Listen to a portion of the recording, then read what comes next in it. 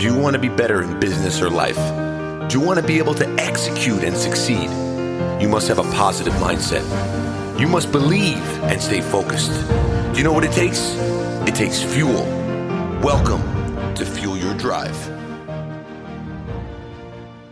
Welcome to Fuel Your Drive. I'm your host, Josh York, and guys, we have an amazing guest today. This guest was a phys ed teacher, left being a phys ed teacher. He went from being broke to making $100 million by the age of 30. A good friend of mine now, really great guy, great energy. He's going to share his story. He is an email marketing whiz. And let me tell you something.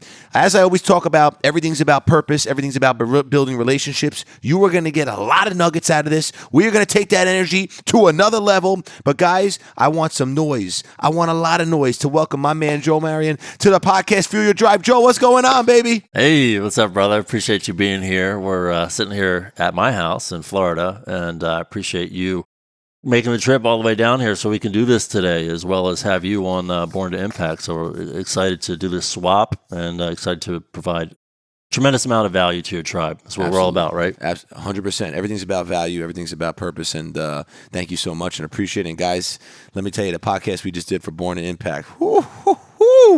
Yes. Some intense fire. It was intense. It was great. But listen, I think first off, Joe, we got to start with your story. Like, let's kind of take you back to, the phys ed days, before this all happened, your life. And, let's really get into that, my friend. Yeah, I'll back up a little bit even before that of how I got interested in fitness and kind of decided that was a career path that I wanted to go. So I played basketball growing up. Big basketball fan to this day. As you see, we're sitting here in my man cave with the Miami Heat reclining chairs, right? Love them. I was a basketball guy growing up. I ultimately decided after high school, although I was good enough, I could have went to Division III school and played, that I didn't want where I went to school to be dictated by a sport that I knew I was going to. There would be nothing after college, right? So I said, let me go to where I feel I need to go to set me up for the rest of my life. At the time, I was thinking I was going to get into some sort of ministry. I grew up in a church, a Christian home, went to Christian school from kindergarten to 12th grade, and had a lot of people kind of speak into my life that I was going to be a leader, and they saw me in ministry and all this. So I felt that's what I was supposed to do, so I went to a Christian university, Oral Roberts University in Tulsa, Oklahoma. Packed my bags, and I was off to Oklahoma from Jersey boy, South Jersey boy, outside of Philadelphia. So I go out to Oklahoma, and it just was not what I thought it was going to be. I became very homesick. Didn't have a lot of friends there that I really bonded with. All my best friends were still from, again, I was at the same school from kindergarten through 12th grade, right? Even the people you didn't like became your friends, right? It's a small Christian school. So all my boys were back home. My two best friends, who I was the best man in their weddings. They were best men in my weddings. It was a trio, right? All three of us. The other two were best men in the weddings, right? It's my two closest friends were back home, super homesick. I felt like God was directing me out there to Oklahoma. I actually declined, playing Division III basketball to go out here, and then I thought it was the biggest mistake that I ever made in my life. I get home for Christmas break, and I tell my mom, I cannot go back there. I was, my friends are home. I'm kind of reunited with them. It's the best that I felt all year. I hated being out there. I couldn't wait to get home. I got home. I got a taste of being with my boys again and being very comfortable. And I was just loathing the thought of going back. I told my mom, I cannot go back there. And she said, it's already paid for. You're going back. You want to make a change next year? That's fine. But as of right now, you're going back. We're not. You can't get you set up in another school anyway. It's 2 days before the semester starts. So I ended up going back there, and you look back, and our mutual friend Ed Milet says it best when he teaches that life happens for you, not to you. Mm-hmm. And here I am thinking that Oral Roberts University was the biggest mistake I ever made. And then I get introduced to someone who would change the trajectory of my life my second semester, when I told my mom, anything I can do to not go back there. I'll get a job, I'll pay rent, whatever, it's just, and she said, no, you're going back. So I go back, and that semester I get introduced to a professor of mine she was very into fitness, and I was trying to find a way to channel my athlete self as a basketball player into something else that was fitness related that was not basketball anymore, because I'm no longer part of a team sport, was not getting those daily workouts. I played pickup basketball at the athletic center there at the college, but I wanted to do something else. So I started to work out. And we have that mutual shared background and passion. But I was doing everything wrong in the beginning. I was the guy who was doing 9 exercises for chest, and it's like 2 hours a day workouts. And meanwhile starving myself, thinking like, if I want to get ripped, and you see these guys with a lot of muscle mass, and then somehow, I don't know what in the world I was thinking, and putting two together, that like, hey, I can't build any muscle if I'm not eating enough calories and breathing enough protein and all this stuff. I was just like, I just wanted to be shredded. And then you just take a look at everyone, and you see the guy who's in the fitness magazines, like a Men's Health or Men's Fitness, and think that, hey, if I just lose all my body fat, I'm going to look like that, right? And then if I work out with weights, then I'm going to grow the muscles, right? And so I was starting myself, wasting my time with these 2.5 hour workouts and getting nowhere, wondering why I was gaining no muscle. And I was just turned into what they call skinny fat, right? I was a low level muscle mass, and I still wasn't super, super lean. So I get directed to a book called Body for Life, authored by Bill Phillips. Bill Phillips was the founder of EAS, Experimental Applied Science, one of the biggest supplement companies in the late 90s, early 2000s. The Myoplex shakes. He was actually... I used to drink those. Yes. Myoplex was a big brand name protein shake at the time. And Bill comes out with this program called Body for Life. Becomes a New York Times best-selling book. It was on the bestseller list for like 3 years straight. And I got turned on to this book by this professor. She said, I told her, what I was trying to do and accomplish, and she said, here, read this and start with that. And that's the first time it started to make sense. I started understanding the science behind actually body transformation, change your body. And, I have to eat to support this training that I'm doing. And I don't need to work out for 2 hours a day. In 45 minutes, I can get everything that I need. And then I just support that with nutrition. I get results 10 times faster. So I started following that program, and then I learned that they had this contest called Body for Life Challenge. I've heard of that. I've heard of that, actually. Largest body transformation contest. I don't know if they still have it. They may. But it was, at the time, it was the largest body transformation contest in the world. It was global. And people entering from all over the world, hundreds of thousands of people in the contest every year. It was a 12-week transformation contest. And you had to take the pictures yourself, submit it with a packet, write essay. It was all handwritten, and I decided to enter the contest. And I said, this is kind of one of those first moments where I just decided, I set my mind to something and I followed it through, and nobody could tell me anything different. I said, I'm going to win this contest. And everyone was looking at me. I was a skinny fat kid, and it was like, yeah, okay, Joel, like you're gonna enter the biggest body transformation contest in the world, and you're gonna win. Okay, they're like rolling their eyes, but then supporting me to my face, rolling their eyes in the background, right? Yep. And then I had other people who just looked at me like I was crazy, and whatever.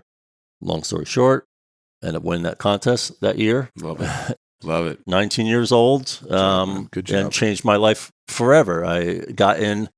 David Kennedy was the editor-in-chief at Muscle Media, which was again, at the time, they had all the biggest everything in fitness. The biggest book, the biggest body transformation contest, the biggest supplement company, and the biggest magazine, Muscle Media 2000, which later became Muscle Media. I just became so passionate about the transformation that I made. I'm like, man, if I was wasting my time doing these 2-hour workouts and getting nowhere, and so frustrated to the point where I almost gave up, and then somebody showed me this, and wow, everything changed, and I got these amazing results. I want to help other people do that same thing. So I wrote an article. It was a nutrition article that I submitted to David, who I'd gotten to know he was one of the judges in the contest. And he said, you know what, you're a Body for Life champion, and this is a really good topic, and we're going to publish this article. So it got published in the biggest fitness magazine at the time. Mostly because I was a champion of the Body for Life contest. I wasn't a very good writer at the time. So then I thought, well, I'm in the biggest magazine. Let me try and get into some others. So I'd submitted to Men's Health, Men's Fitness, and Muscle Fitness Hers, and some others. And everything got rejected. All of my articles, they're like, nope, no thanks, no thanks, no thanks. And then I quickly realized that I had it in with Muscle Media because of my relationship with Body for Life, but I didn't have that in everywhere else. And I actually had to show up and be good. All right. I had to get proficient at this whole writing thing. So instead of just saying, oh, well, if I'm good enough for Muscle Media, then why am I not good enough here? And just got annoyed with all the editors. I acted proactively, asked them, what can I do to improve here? How can I own this? The fact that I got no's from all these people, there must be a reason why. And that reason is I'm going to take it back as personal responsibility. I'm not going to point the finger and say they don't get me or that's a good article. Why would they not publish that and get PO'd at the editors? Instead, I took it upon myself and said, I must not be good enough or I must not be giving them what they're looking for at least. So I said, I got feedback. And shockingly, the response that I got from almost all the editors is, wow, almost no one asks for feedback, So they took the time. These are busy editors who said no to my article. You would think like they don't have time to critique my stuff. I'm like, just to give me a couple nuggets, one or two things that I could do better. Smart. That I could, that would be more of what you're looking for. I understand this didn't hit the mark for you. How can I get closer to hitting the mark next time? And then from each one of these sources, I got, a nugget here, two nuggets there, another here. And next thing you know, my articles start getting better. And then I was submitting, and then I finally got an article published in Men's Fitness, and then an article published in Men's Health. And then once I was in all these other articles and I was actually a better writer, every single trade magazine that had so much as a lifestyle section, I was in Men's Journal, I was in all the men's magazines. And then I even branched out into being published in Women's Health, Muscle and Fitness, Hers, Women's Day, and all these mainstream magazines, right? And it was because I owned the fact that I wasn't good enough. I asked for the feedback. I pivoted. I was able to learn and get better and then ultimately give them what they wanted because they're the gatekeepers, right? Let's just say even if the original article I wrote was awesome and was really going to help people, if they didn't publish it, no one's ever going to be helped by it. So I have to figure out, they're the gatekeepers, right? And very few people understand the fact that there's these people who are the gatekeepers that are going to either open the gate and let you through towards your dreams, or they're going to keep it locked and you're not going to get there. And you have to have relationships with them. I showed up and I was one of the few people who asked for advice, and I never said anything negative back to them. I was always super polite. And then what did I do? They gave me feedback and I immediately made adjustments and resubmitted. So by the time the fourth or fifth time, maybe they even were getting annoyed with me, but what could they do? You gave me feedback, I listened to it, I resubmitted. Eventually you're going to publish it, right? Because I'm listening to everything that you're saying, right? So they're seeing that I'm a teachable, coachable person. So I started getting published everywhere, and but still making very little money because as a freelance author, you're making $200-$300 a pop. And even if I had 3 or 4 articles that were coming out, it wasn't a living, right? It's another $1,000 a month that you're getting. It was nice. It was nice supplemental income, but it wasn't paying the bills. So I graduated school, and I went on to be a health and physical education teacher. I double majored. My dad actually, it's funny, you look at parents' unbelief and how it could actually be a positive thing, right? I told my dad I was going to get into fitness. He was like, "No, why would you do that?" Like he saw some new. Then he found a newspaper article that had all list of all the professions, had doctors, lawyers, CEOs, all this stuff on there of professions that you could have. And then all the way down the bottom had the picture of the personal trainer making $12,000 a year average salary, right? He's like, "This is what you're signing up for. You're going to send you to college. You're going to spend all this money. You're going to make $12,000 a year," right? And at the time, I didn't even understand, like, hey, you could make 7 figures as a trainer. Like, I just knew that I was passionate about it. This is what I want to do. I didn't really care about how much money. He's like, at least go and get your teaching track so you have that as a second option if this doesn't work out. So I ended up listening to him, and I double majored in health and exercise science and health and physical education teaching. Graduated school. Ended up being a positive thing because as I was getting my writing and all that stuff off the ground, I was also making a decent income for a 22-year-old kid. I was making $40,000 a year, and I did that for 3 years. And then I got a book deal. That was another situation which I had to battle obstacle after obstacle.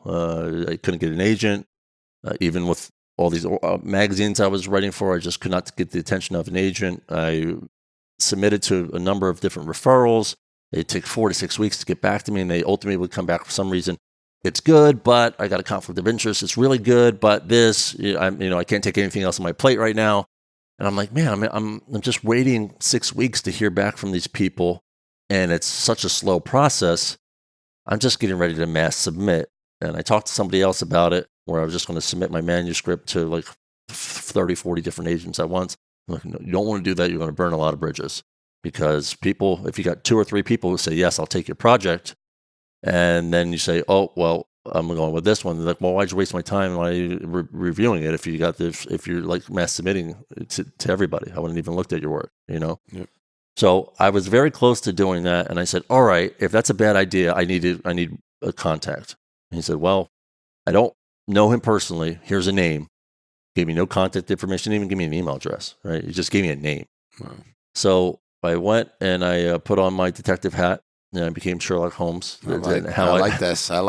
How I could find my way to who this guy was. All I had was a name, So I'm doing Google searching and everything. I end up finding some really super old on the Wayback Machine. If you know it, I know the Wayback Machine. Wayback Machine will show you archived websites, anything that don't even they're not even there anymore. Yep. The website doesn't. You couldn't go there live. It just shows you the archive of what was there 10 years ago or whatever it was. So I searched the Wayback Machine for this guy, Mel Berger.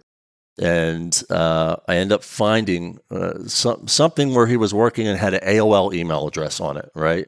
So I'm like, I know this is not this guy's work email or anything, but maybe he still checks it. So I ended up submitting my manuscript to this AOL address that I completely cold emailed, no referral, nothing. The guy gets back to me 2 days later and says, let's set up a call, talk to him on the phone. The next day, he decided to represent me. He was also the agent who represented LL Cool J's books, Joy Behar from The View, Barry Sears with The Zone Diet. This huge brand. I mean, Barry Sears running a 9-figure company in health and fitness, and he wants to represent my book. So I'm like, oh, geez, this is the break that I needed. It's amazing.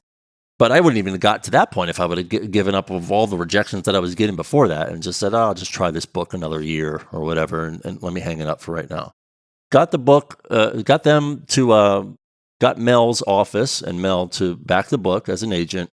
He said, I got an editor that I'm having lunch with tomorrow that I think she'll really like this, have a personal relationship with. I'm gonna pitch this to her. They wanted to have a meeting. It was Crown Publishing out of Random House in New York City. Okay, this is a huge publishing house. Huge, very big. I call in sick. That's from my teaching job, which he didn't even know I got this going on. I'm like kind of hiding it because I'm ashamed that I'm a teacher. I'm trying to position myself as this as this author who's got it all figured out, and I got my own fitness career and platform and all this, right? So I call in sick because when you're a teacher, you get off. You get 2 personal days a year. And then you get off when the kids get off, and that's it. That's your vacation, right? There's no like, oh, I get a week vacation or I got 10 days that I can choose. No, I'd already used my 2 personal days by the time it's towards the end of the year. And I called in sick. I go up to New York and I have a meeting with this publisher. The meeting went so well. They were talking about franchising the book and all this stuff. And creating a franchise out of the concept. The book was called The Cheat to Lose Diet. It teaches people how to use their favorite foods to lose weight faster. By having cheat days and strategic cheat days and cheat meals to avoid weight loss plateaus and increase your metabolism and, starvation mode and all these cool scientific terms that I was throwing out there, the hormone leptin and all this. And meeting went so well. Mel calls me that night and says they want to buy the book. They don't want you to meet with anybody else. They're going to give you $100,000 advance as a first-time author. Wow. And how old were you at this point? I was 23. 23. Yeah. Wow. So it's a lot of money. Yeah. It was for sure. I won the Body for Life contest when I was 19, and then I won $25,000 for that, plus a trip to Hawaii and all this other stuff. That was fantastic. Cool. But I spent that money really quick, right? I just got the money, and then I was like, 19-year-old kid, didn't know what to do with $25,000. So that money was out, and then I got the $100,000, and then very quickly, same scenario. Book releases. I just thought more's coming in, right? Like we're gonna earn through the royalty advance, and then I'm going to have all these royalties coming in, and I'm going to come out another book, all that, whatever. So I end up taking the year off from school to be available to promote the book. I went on sabbatical, and my plan B was, well, if this doesn't work out, then I just go back to teaching, right? long story short, the book comes out, flops. In order to earn out that advance at like $350 a book royalty, I would have had to sell somewhere between 35 and 40,000 copies of the book. I think to this day, it's only sold maybe 7,000 or 8,000 copies to this day, right? So the publisher was very upside down on it, but it's the risk that they take. Publishing is really legalized gambling. They're just trying to find the next thing. Most of them don't work. The 1%, the Tim Ferrisses out there that come in with 4 Hour Body that ended up selling 10 million copies of a book. That's what they're looking for, right? And Tim's first book, my editor who worked on my book was actually Tim Ferriss's editor as well. Wow. So small world. Now Tim and I are friends. So we got this book deal. It flops, and I kind of spent the money after taxes. I took home maybe $70,000, and then I wasn't teaching, so I had no income that year. And next thing you know, I'm running out of money, and I also spent a little bit more because I was thinking more was coming in. Yep. And I'm running out of money here, and I'm faced with a situation where I have to go back to teaching, and I just loathe the thought of doing that. I just didn't want to do it. I'm like, I want to be an author. I want to help people with their health and fitness. I want to help people transform their lives, transform their bodies. This is my passion. This whole teaching thing was just temporary while I got this other stuff off the ground. I can't believe I'm in this position where I have to go back to teaching now. So I said, I will do that, but I am not giving up on what I really want to do, and I need to figure out a different way. Why did this book, and this is one of the things that I think most people don't do, and there's a teaching lesson here. When I get a no, where something goes wrong, and I have a failure, or I catch I have an L, I have a loss there, I always say, why? What was the reason why this happened that I could have done something about it? Sure, if I got on Oprah, if I got on Dr. Oz, the publisher did more, but that's external. That's pushing external reasons of why it didn't work. I'm putting the blame on other people, right? That's not going to benefit me in any way. I say, why did Joel Marion's book not sell hundreds of thousands, if not millions of copies? Well, I didn't have an email list. I didn't have a platform. I didn't have any way to sell books directly. I was relying on all these other things, and I put my destiny in other people's hands. It didn't take off. They're on to the next one, right? Yep. So I said, all right, I know there's a couple guys who are selling like fitness DVDs and stuff like that, who are also writing for magazines, and they had like gyms and personal training studios, and their main gig was like being a coach. They would train some athletes, and they have their own training facility and all that, but they also sold these DVDs on the side, and they're like, yeah, it's a couple grand a month extra. It's awesome. It's on the side. We just have this website. So I said, well, if these guys are making $2,000 to $3,000 a month from this, if I really study this and master it, like I can make this a career. I can make 6 figures off this. So that next year, I went back to teaching, and this was my schedule. I would wake up at 5 o'clock in the morning. I would be teaching my first class at school by 6:45 a.m. I'd be at school 6:45, teaching my first class at 7. Every break that I had, I was working on learning marketing. Literally every break. Kids were testing. I was on the computer reading articles, stuff, learning direct response marketing. I just became obsessed with learning how to build my own platform so I could sell my own stuff. And I got tuned on to a couple different people, even people who have become friends of mine now, like Frank Kern I was learning from. And I just became obsessed with online marketing and understanding how I could take this information that's in my head and sell it online. And then a very popular way of doing that was ebooks, no cost, very low cost business to get into. You just save as PDF on a Word document, right? And that's your ebook. So, one of the first things that I decided to launch was I knew a couple other guys that were doing this. They had online personal training where they would do customized nutrition, supplementation, exercise program and charge people $200 a month for that. I found a way to kind of make it template based so I could still do my teaching thing and it wouldn't be like consume all my time. But then I released that with email, and email marketing has become my thing now, right? We have one of the largest email databases in the world, customer files in the world, email lists in the world. I had a very small list of about 1,500 to 2,000 people who had organically found my website for my articles and signed up for a newsletter that didn't even exist at the time. Wow. Just said free newsletter, and I was sending I never sent anything out, right? Wow. I just knew that was on a lot of people's websites. So when I had my website built, I said, yeah, just put a free newsletter, and so you can keep in contact with people who visit your website who are your fans, right? So I released this. I write the sales letter. I took a copywriting course called the Ultimate Copywriting Workshop by a guy named Yannick Silver. Yannick is a legend, direct response marketing.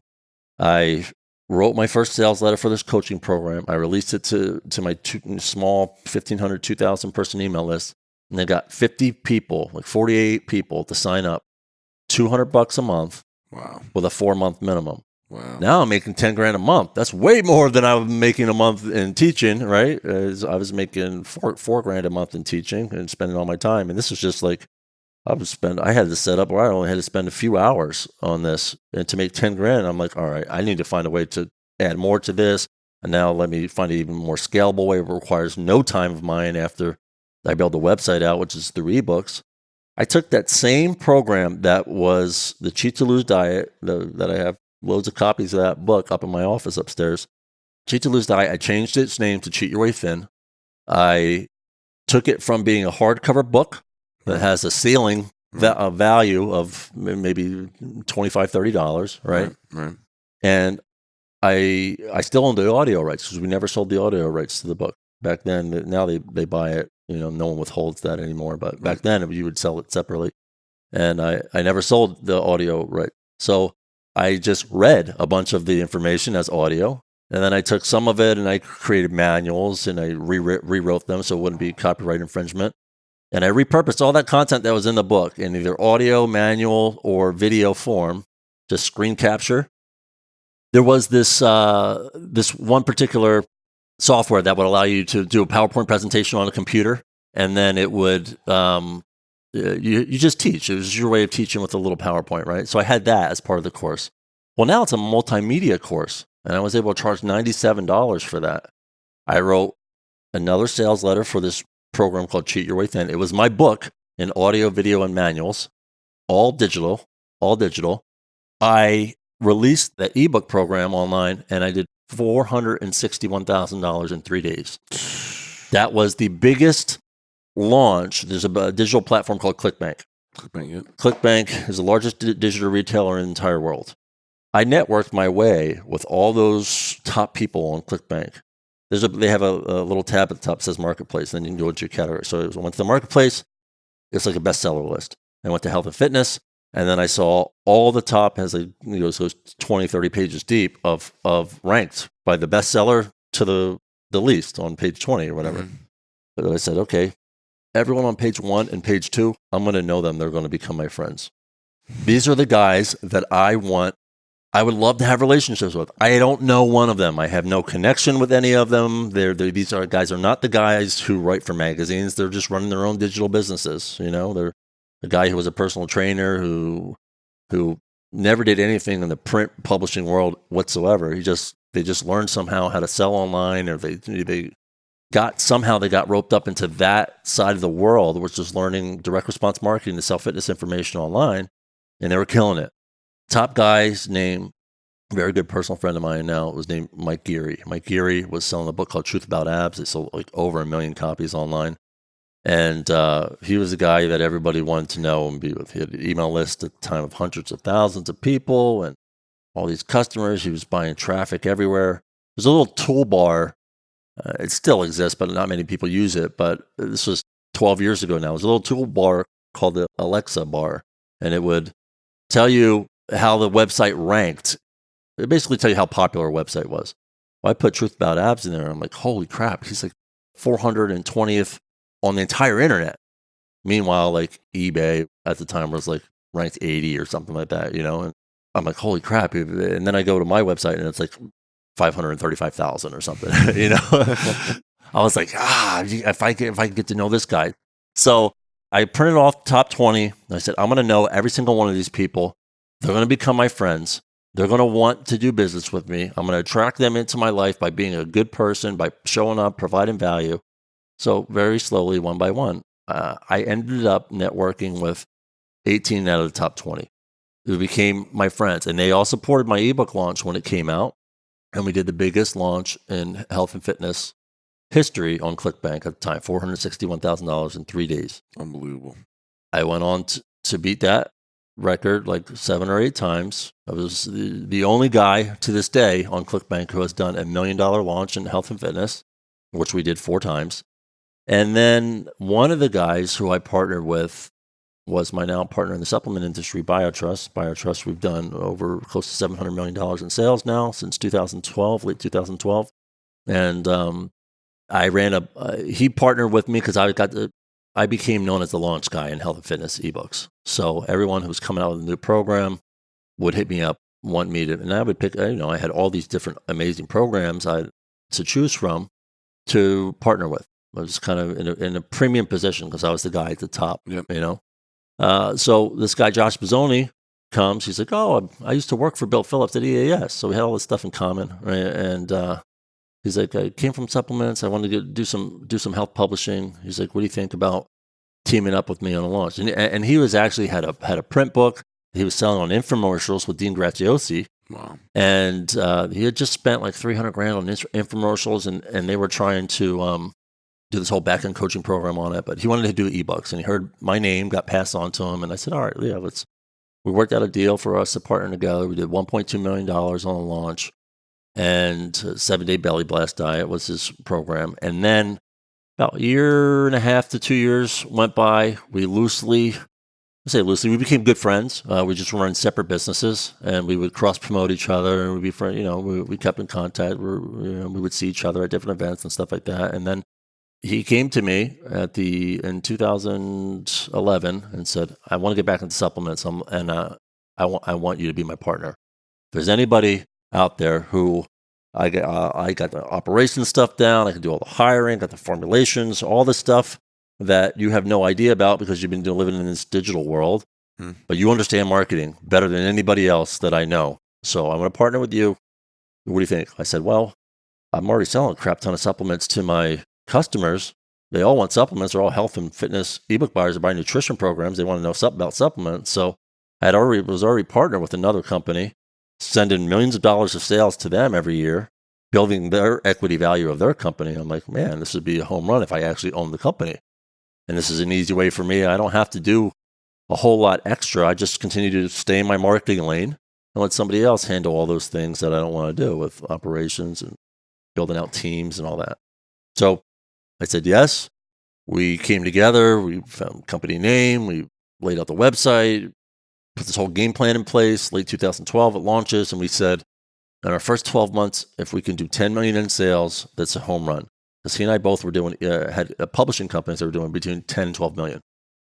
We said, but they were built over several years. Yep, so I said, if we can come out of the gate and do 10 million in supplements the first year, like home run for us. We launched, we did 80 million first 12 months. Unbelievable. We did 80 million the first 12 months. And because we launched in 2012, the first full calendar year that we had, which was 2013, we did over 100 million. Crazy. We started with 8 people.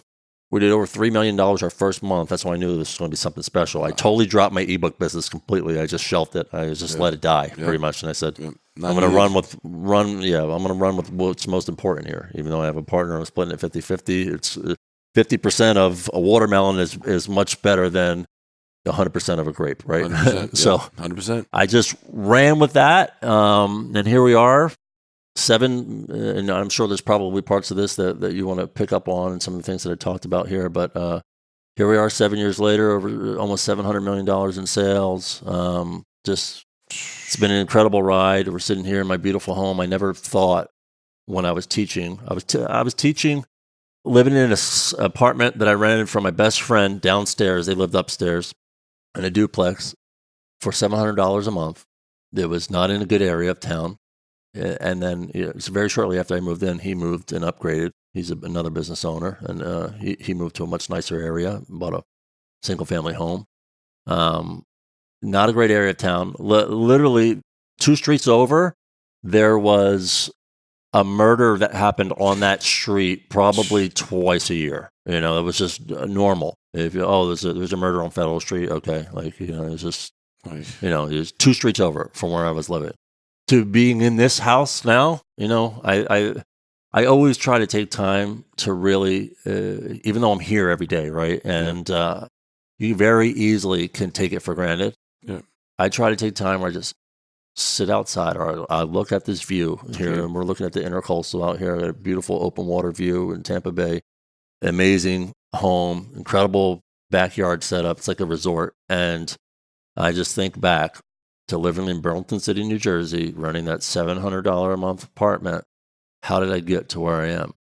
And the real answer to that is just I provided so much value into so many people's lives, and here is where it got me. You got me all fired up, man. You got me all fired up, Joel. Joel, listen, this is, you know what I hear? I hear relentless. Yep. I hear not just never giving up, all tying into the whole relentless component, the consistency. I hear, you're finding the gatekeepers, you're building relationships, you're kissing the babies, you're doing all the right things. Relationships are the number one thing, honestly. 100%.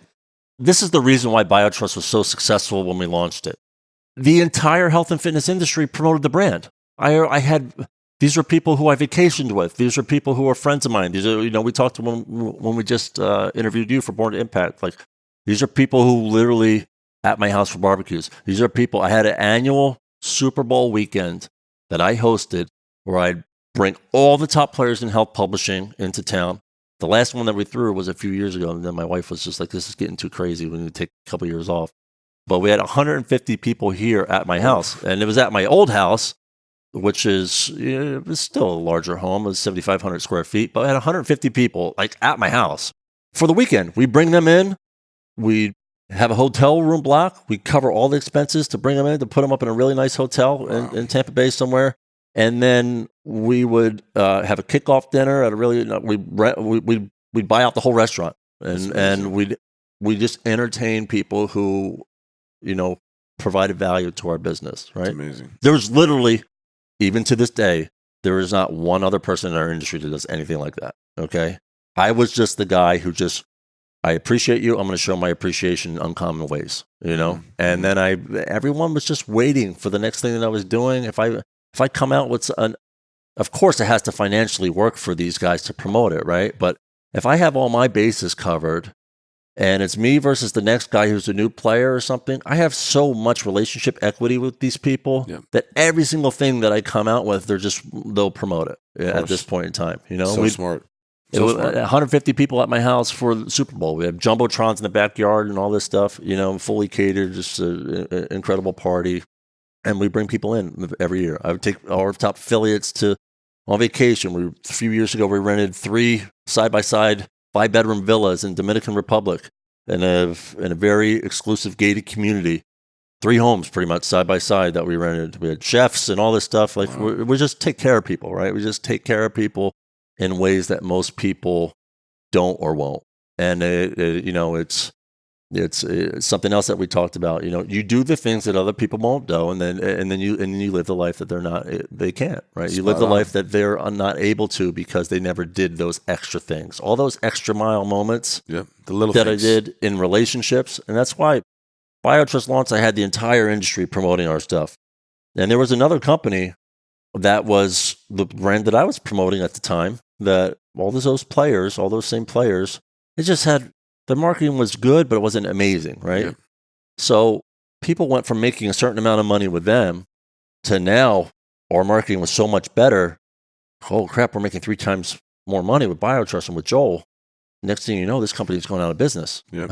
It wasn't intentional. They were friends of mine. Yep. But hey, business is business, right? If people are making 3 times the amount of money over here and you don't do anything to try and even compete, next thing you know, they're like, they're finding other things to do with their time. But it was incredible. The growth came. We didn't expect it. We couldn't have anticipated it. It just supplements work so much better than ebooks. People would buy 3, 4, 5, 6 bottles of something versus just one ebook, and you can charge $70 for a bottle of supplements. They're buying it again. Right. And then they're consuming it and buying it again. Right. Yeah. Right. Constant cash flow. Yeah, it was, but that, not relationships, man. That was the number one thing that allowed us to do what we did, because when we had those things that were working really well, we could scale it to everyone else's audience at the same time. And if I didn't have those relationships, it would have just been me promoting it. I would have something that worked really well to my audience, but still it's limited. I could get 100% conversion rate. I only got so many customers. Yeah. But now if I have 100 other people promoting it to all their customers, that's how you scale to do 80 million in 12 months and over 100 million in the first full calendar year. Very smart. Very smart. So people, listen to what my man Joel's saying here. You have to build relationships. I talk about this all the time. It's very important to build relationships, and this is fantastic. And congratulations on all your success you've had, Joe. You've done some magical things, but let's talk about the not magical things. Like obviously, I'm sure there's a lot a lot of roadblocks. And again, circling back to saying, be willing to do what other people won't do. But how, what would you say? And I'm sure there's so many that we could be talking for hours. Like, what was one of the ones that really stuck out to you? That was a real roadblock or challenge that gave you anxiety, that made you suffer, and maybe made you question something? Well, people hear the success story, even in business, right? Like, Joel, high school teacher, and then was successful health publishing company doing 10, 12 million a year. And obviously I'm selling ebooks, right? So I'm making good money there, right? It's a very, very profitable business to be in. I had one part-time customer service employee and then another guy who I outsourced web design projects to. But I paid on a per job basis. That was the only people who worked for me. Yeah. $10, $12 million a year business. We paid affiliates well, but that was my only expense, was really affiliates. Other than that, it was just all profit. It was crazy business to be in. I love that. Then I get involved in this other business. Everyone hears the $100 million a year plus all this. And there are many, many times where I just covet my old business and the simplicity of it compared to this monster that we built with, over 200 employees and all this stuff, right? And with it comes a lot of struggle and pain that you have to deal with along the way that I was not dealing with before in this small, simple business from my laptop that I was running. Here, I'll give you two examples. One, we were preparing, we had set a budget for the year, and you want to show year-over-year growth if you ever want to take the company and sell off a piece of it or whatever. People want to see that it's growing, right? Yeah, of course. So we set the budget for the year. And I had I'm the guys in charge of revenue and bringing all the dollars in and new customers and all that and creating revenue. My partner, he helps out in marketing as well, but his focus was the back end operations and the scaling the infrastructure and all that, right? Yeah. Formulations, making sure we got the right co-manufacturers, all that. So I had this revenue goal to hit, and at the time we needed to do about $12 million a month, okay, to be on target for growth for the year. Google, we were running about $3 million a month on Google Display Network, display ads. $3 million a month. $3 million a month ad spend. Yeah. Got to spend it. You got to spend it to make it, right? Right, exactly. And we were bringing in about $3 million, $3.5 million a month, and then minus hard costs. It was at a loss. It was at a slight loss, but we knew we would make it up on the back end with lifetime value of the customer. Yep. So we're spending $3 million, making maybe 3.5 gross profit. We're negative, but we had to do it to keep top line revenue growing, and we know we'll eventually be profitable. Google, for some reason, comes in and they shut down our account. They shut down our advertising account, and we went from 3 million to 0, like that. Okay. Good. And when you have to hit a $12 million budget and you lose $3.5 million of revenue, gross revenue that are coming in for the month, you freak out, right? How am I going to hit the number that I did? And so what'd you do?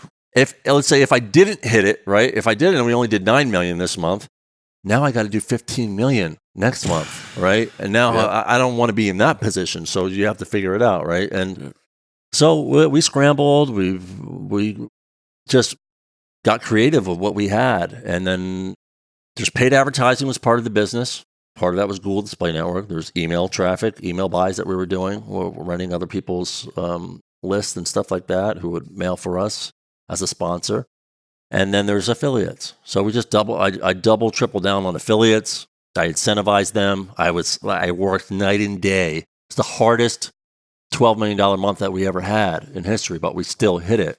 And by the end of the month, our account got reactivated. We finally got in touch with the right person. They flipped the switch back on. They realized that it was some sort of mistake or whatever. And you're like, oh, thanks for the mistake. It cost me $3 million and no sleep for a month. You know what I mean? But but you didn't stop. Right. Exactly. Stop. I just said, how am I going to make this up? Because I don't want to get in a position where minus $3 million on the budget, and now I got to do 15 next month. And what if Google doesn't come back next month? You know, then I'm really screwed. Like, it's going to be an impossibility.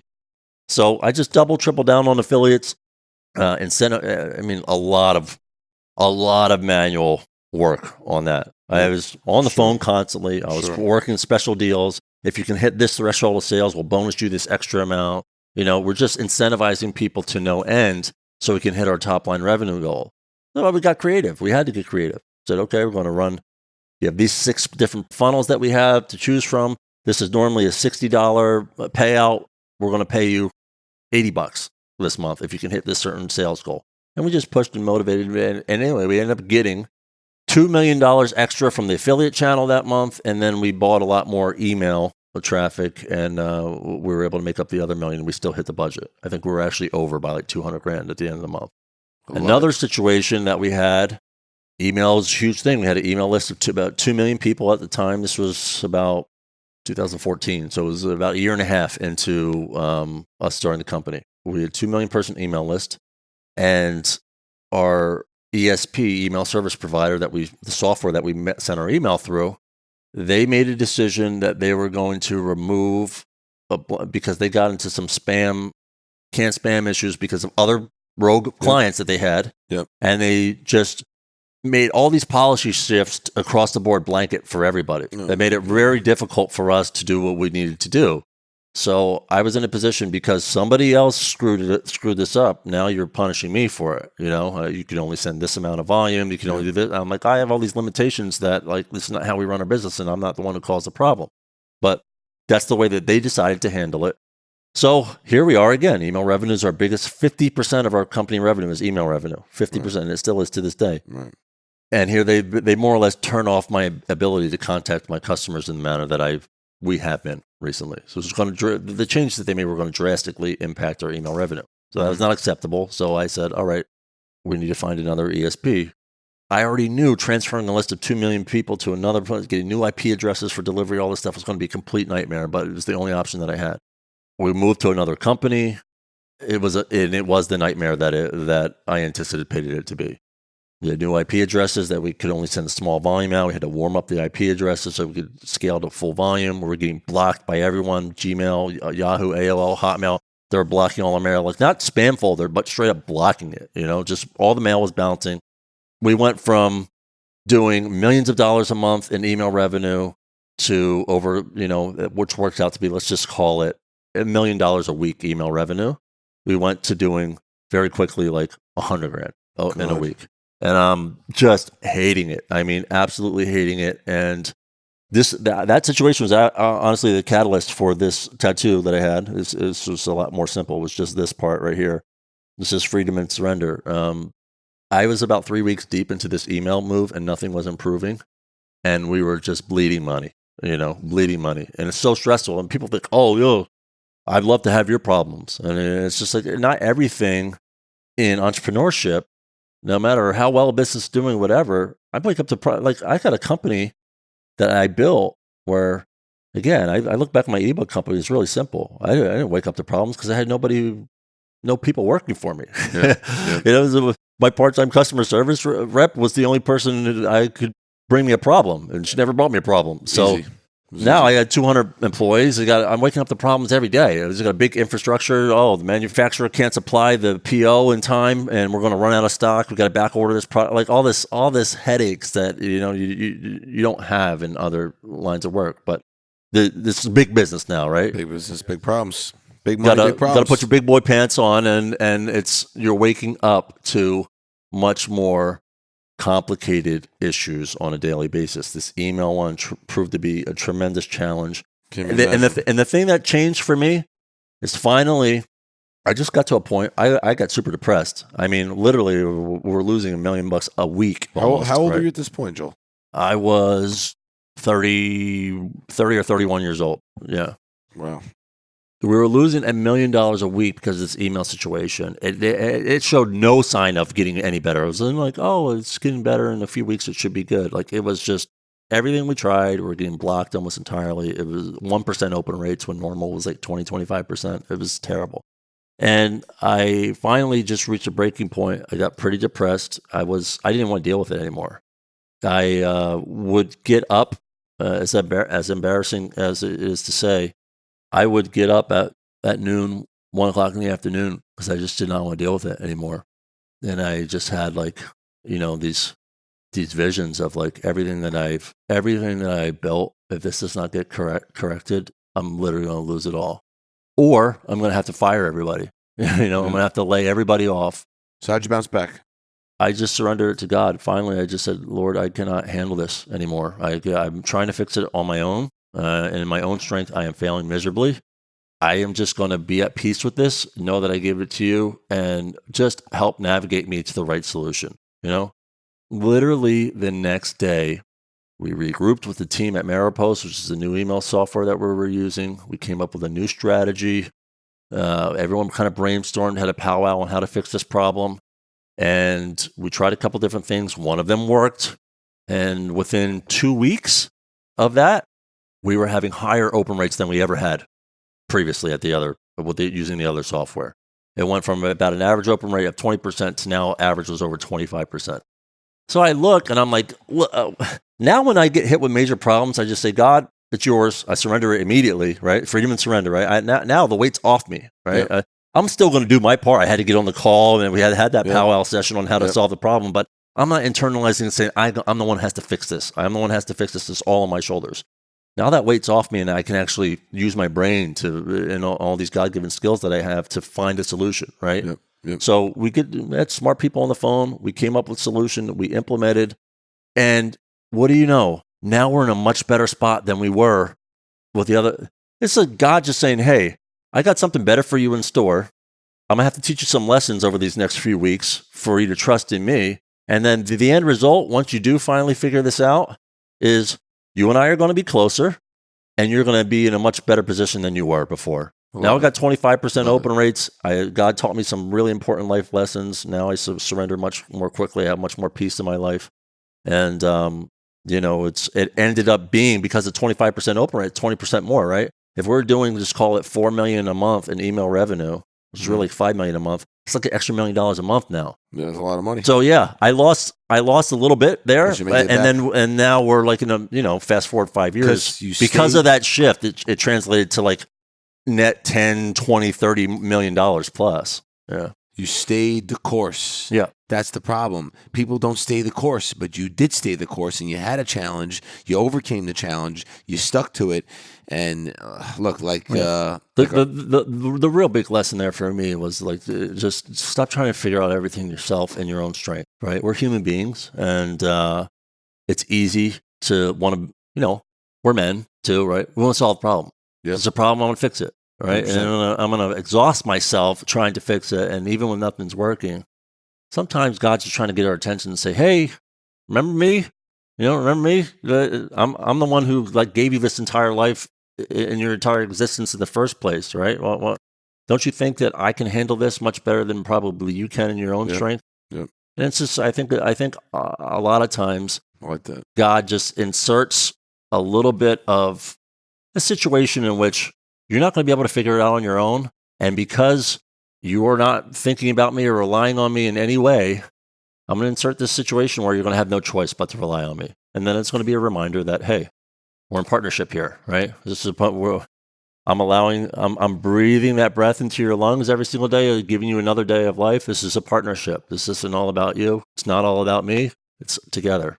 Together is when the magic happens. When you partner with God and you walk in that will that He has created and that plan that He's created for your life, the most magical things happen. And just things you can never piece together on your own. Mm-hmm. Yep. Spot on. So obviously through all the challenges and all the ups and downs, what would you say as far as from being an entrepreneur? What's the greatest aspect of it? What do you really enjoy? The greatest aspect by far is freedom. It's not really about money. Obviously, whether I lived in this house or the house that I lived in previously, was I bought for $2.65 million. It's paid off cash. I paid it off in the first year that I owned it. Most people are taking 30-year mortgages out on properties. I paid off my house the first year that I owned it. It's here. I live in a larger, nicer home than that even, but do I need this compared to that? It's not about the money. It's really, truly, and I've learned this more than ever. My wife and I are in a position where we're simplifying even more. I think as entrepreneur, it's freedom, right? The freedom is the answer to the question, but let me backtrack a little bit. You start making some money, and you probably experienced this yourself. And coming from a situation where I didn't have money as a kid, my parents, my family didn't have money. My mom worked extremely hard just to put me in Christian school and pay that private school tuition so I could have that opportunity. But we didn't have extra money. We didn't go on vacation, didn't do any of that stuff. Yeah. Coming from that and then coming up as a broke college kid and then being relatively broke as a teacher while I was trying to do this other stuff, I understand what it's like to not have money, right? And to not be wealthy. Then you start to accumulate some wealth. So naturally, you're like, oh, now I can have access to all these things I didn't have before. Let me try this stuff out. Yeah. And you start acquiring all this stuff, homes, cars, whatever, material things. And then you reach a point where you realize that, for me anyway, I have this house here. I still own my other house, which has been on the market for 4 years. I still own that house, which is a pain in my butt, just dealing with it. And it's particularly my wife is the one who really handles with all the issues and the maintenance and stuff over there. I have another property in Miami, a very nice condo that's there. You'd think condo's not a lot of work, but it is.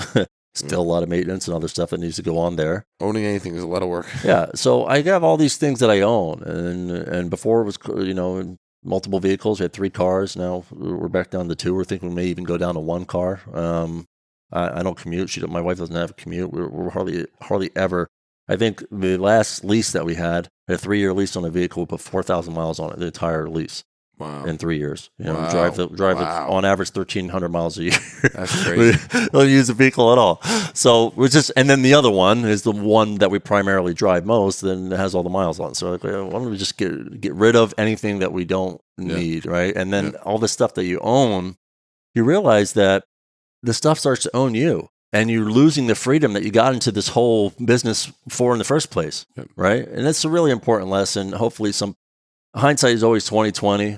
If I were to do it again, if I can just encourage somebody who's out there who's maybe getting into business, maybe running into just try and keep your life simple. Simplicity is coveted much more than expensive complexity. Multiple homes, multiple things that you own. We had 2 jet skis, which if you look out there on my dock now, we have no jet skis because they were a constant maintenance issue, and we would use them a few times a year, maybe, and only when like a lot of friends came over and stuff like that, then we'd fire them up. And then we're like, I'm basically have these jet skis so my friends could use them, like what's the point? So we got rid of the jet skis. Like we're just getting in a spot where we're getting rid of all the complexity. I have my one home. That's all I want. I want to get rid of my Miami property. I want to get rid of my old home. To simplify, maybe even just have 1 car, and the ability to travel and not have all these things in the background that you have to worry about back home is really where it's at. The number one greatest benefit that you can ever have by being an entrepreneur is the freedom. I have the ability to, any point in time, my kids have a field trip. Yep, I'll go on the field trip. My kids have some little performance that they're doing at school at 1:30 p.m. Yep, I'll be there. Like, I don't have any kind of limitation on where I am. I work longer and harder than most people who work normal jobs, but I have the flexibility to create my own schedule, and I'm the one that I work that hard and that long because it's my choice to do that, right? Not because my boss is telling me you need to be here at this time to this time. I know your kid's got that thing, but I need you here. Yep. I don't have to answer to anybody else. It's the freedom that it gives me to be my own boss, to create the life that I want to create. If I did it again, I'd own less stuff. My wife tells me, like, look, you got this. I have season tickets to the Miami Heat. We got them on LeBron James was there. They won 2 championships, which was awesome to be part of. We'd go down for the games all the time. Ended up buying a condo right across the street. 4-bedroom condo. We told my wife's like, you always do everything way over the top, and it's a positive and it's a negative, right? It's positive for the business, but then I get this condo, we gut it, we remodel it, I put over $1 million into it. It's the most beautiful unit in the entire building, but we're never there now. The team is not as good as they once were. LeBron James moved on, and I had these season tickets. I'm in a 5-year contract with season tickets now. I'm spending over $100,000 a year just to own the seats, right? And I'm never there, and we lose money selling them remarket because the team's not very good. You're not going to get the money for them. I got this condo there that literally cost me almost 20 grand a month to own the place, and I'm never there. My business friends use it way more than I do, which I'm glad at least somebody's getting some use out of it, right? But I could not own that property. I could not have season tickets because I'm never going to go to all 41 home games anyway. This is just a lesson that I should have learned without experience being the teacher. Take it from me, guys who are listening. Yep, it's a good lesson. Don't have the tickets. Don't have the condo that's not even in the same town that you live in. And I could go down to Miami. Let's just say they did go on a winning streak or something. I wanted to go to some games. I get courtside seats, rent the best Airbnb in all of Miami, to go down there 10 times a year or whatever, and I'm paying way less to do that, right? And I could every time I go down there, I could have the nicest place that I can rent things. People think, I have no equity in renting. It's just, you do have equity. You have peace of mind equity. You don't have this stress of owning all this stuff, so it's an interesting dynamic. Freedom, going back to the question, freedom truly is the number one thing that entrepreneurship will give you. It could be there for my family when I want to. I can work hard when I want to. I can buy what I want to or choose not to buy what and I don't have to answer to anybody else and be like, I remember when I was a teacher, it was, I just hated the fact that I had to be there at 7:00 every morning, no matter what. Right. Yeah. I had to be there teaching my first class at 7:00 every morning. Yep. And the fact that they had that level of control over me and my life was everything that I didn't want in life. And then when I became an entrepreneur, now I work even longer hours, but I don't have to. I can choose at any point in time. I can take a break. But you love it. Yeah. You're passionate. Right. Yeah, yes, that's another huge difference, right? I'll work long hours. We had another guest on my podcast, Rashad Jennings. Rashad Jennings is an NFL superstar running back, and is also the champion of Dancing with the Stars after. He's just one of these people who he challenges himself constantly to get uncomfortable and learn new things. So he ended up winning Dancing with the Stars. But he said, if you work hard at the wrong thing, it's stress. If you work hard at the right thing, it's passion, 100%. Right? So 100%. Working hard isn't the problem. Nope. Working hard on something you hate, man, that's gonna end your life early. And eat you up. Right. Working hard on something you love, it's just going to get you more what you love. 100%. Yep. Let me tell you, there's a lot of nuggets in here for a lot of people, and I appreciate you really sharing this story. Really, really do, Joel. But before we go, one question I always like to ask at the end is, if you were conducting this interview, what question would you ask? What question would I ask myself? Yeah, that's a good thought-provoking question. There's a lot of people off. Yeah. Given if I was sitting across somebody who had my bio, right, I probably want to pick somebody's brain a little bit about email marketing. So one of the biggest things that I have done right is I learned the skill of email marketing, how valuable that can be to a business. A lot of people think that email is dying. It's not true. It's just people who don't understand email, and it's changed. It's definitely changed. And when you don't adapt with change, then it's like, it's not working anymore. No, it's working for the people who adapt. It's not working for the people who didn't adapt, right? So email marketing is my favorite part about business, selling things online and digital business. It's the perfect thing. Even, we were having a conversation about email marketing for your business, Josh. There's so much that you can do with email to bring in new customers. It's the number one preferred channel that people like to receive commercial messages from. Yep. They don't want to be marketed to on Facebook. They don't want to be marketed to on Instagram. They're there for social reasons. It's called social media for a reason, right? Email, totally different platform, totally different feeling. Somebody's in front of email. They're like, hey, I got that special offer, 25% off, whatever.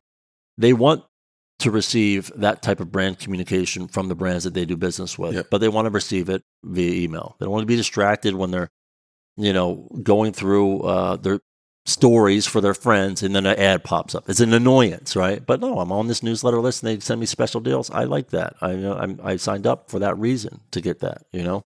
So it's the number one way that people want to receive brand communication, and therefore it's no surprise it's also the number one converting. People convert from email to website versus social media or any other placement online to website. People convert to a buyer. We have emails where we get maybe, let's just call it 3 or 4 people who click on a link and visit the website, buy 3 or 4%. On social media, like if you got 1 out of 1,000, like you're doing good. Yep. It's very, very different. So I just kind of give a quick strategy on how do you go about building an email list. We use something called a lead magnet. No one signs up for free newsletters anymore. 10 years ago, they used to do that because email was new and people weren't receiving thousands of messages a day like they are now. So no one wants to sign up for another email list. You actually have to, it's what we call an ethical bribe. An ethical bribe where you give me your email address and I'll give you something of value. You have to barter with them, right? Free newsletter is not going to work anymore. It's you got to give me something valuable enough for me to give you my email, right? Because if I don't think there's going to be a lot of value coming from you, I'm not going to just give you my email. I don't want to be marketed to. I want to get content, right? So we give away lead magnets. I was sharing with you, Josh, earlier. We have over 30 or 40 free reports that we give away. And if you're a video guy and you normally deliver a lot of your messages via video, then you can give away whatever the content is via that method, right? If it's video, then you're going to give away a video. If it's you normally deliver your content in written form, then you're going to give away like a free ebook or something. Yep. The free ebooks we have are like 7 household items that burn fat, 12 best fat burning drinks, 14 foods to boost your thyroid, all these types of things that people care about, health and nutrition and weight loss, right? And we have like 40 different lead magnets that we use. And how do we come up with what's a good lead magnet? And here's the take-home tip here. How do you come up with a good lead magnet? Well, if you're on social media and you're looking to get on email and you don't know how to build your email list, just go back and look at all your social posts and see what the most popular one was. What got the most engagement? What got the most comments? What got the most likes? What got the, what are the standout ones that, when you sort your posts by engagement, the ones that are at the top? What topic was that on? Well, your audience already raised their hand and said, above everything else that you got to say here, I like that best. Yep. So what are you going to do to build an email list? You're going to use that same topic. And this is exactly how we create free reports. We would send out an email about foods to boost your thyroid. It got insane open rate and insane engagement, lots of clicks, lots of opens. And we're like, oh, that's the next free report right there, because we already know that people want that. So when we go out to new people who are in our same demographic, who would want to sign up to receive information from a company like ours, all of our customers and our email subscribers already told us what they like. So if I want to attract more people like you, I'm going to go out and fish with that same fish, right? I gave you that fish. Everyone ate that fish and said I had an amazing meal.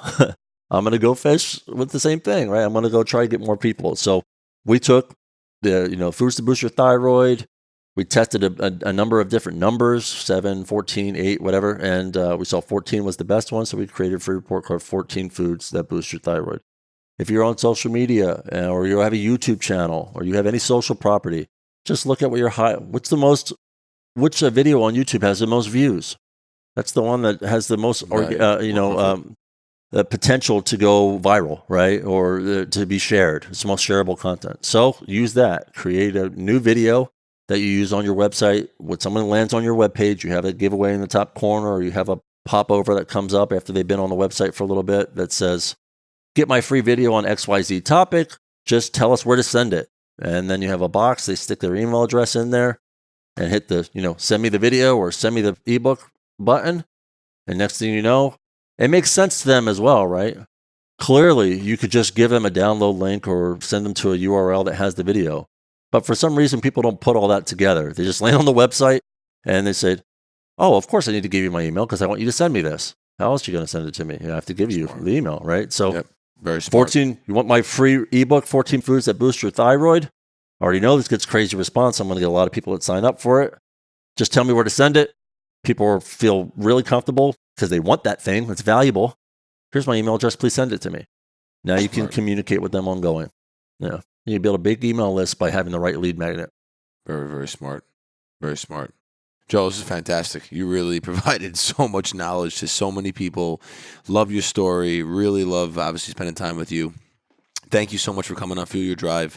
It was obviously an honor to come on your podcast as well. Yes. But anything that you want to finish off in it, and where can people find you? I'm sure. Yeah. Well, go ahead and we'll sync up, Josh and I, on releasing these episodes at the same time. If you like and enjoyed this episode, go over and check out Josh's story on Born to Impact. We have a really special podcast where we go deep in people's stories, and you shared after we stopped recording that you shared a lot of things on that podcast that you have not publicly shared before. And we really go out of our way to create that safe place for people to just open up and share their story from beginning to end, the lessons learned, the trials, the tribulations, the obstacles, the overcoming. There was so much gold in that one. I know it's probably, if you're going to direct people, and you tell me if I'm wrong, if you're going to direct people to one place where they could go listen to you talk, that's the most value, it'd probably be that recording, right? So spot on. If you enjoyed this interview and you like to hear a deep dive on Josh's story, which you're obviously a big fan of his, there's going to be lots of stuff that you haven't heard before on that one. Check out Born to Impact. If you love that episode, we have many, many more that you can browse. They're with amazing guests, a lot of Josh and I mutual friends, Ed Milet, Lewis Howes. We've had Tim Story. Steve Weatherford. I mean, it's just with over 40 episodes right now and counting. Prince EA, the professor, the basketball, the dribble wizard. The professor's got like 3 million followers on Instagram. Yeah, he's awesome. 500 million views on YouTube. He's become a good friend. But yeah, that's the number one place I would like to direct people. You can always follow me on Instagram as well. You'll hear about new podcast releases there at Joel Marion. Between Instagram and the podcast, we have loads of valuable free content to consume. Fantastic. Guys, you heard it. You heard it from a great man, a man who knows what he's doing, email marketing whiz, friend of mine. I see a lot of big things happening for Joel and I. Very happy we connected. But honestly, until then, fuel your drive. Until the next episode, guys, take care. Hi, guys. Thank you so much for listening to today's podcast, Fuel Your Drive. Please be sure to subscribe and leave a review. I'd really appreciate it. And also, make sure you follow Gym Guys on Instagram. And of course, myself, Josh York GG. We're going to change the world. And we want to help you along the journey.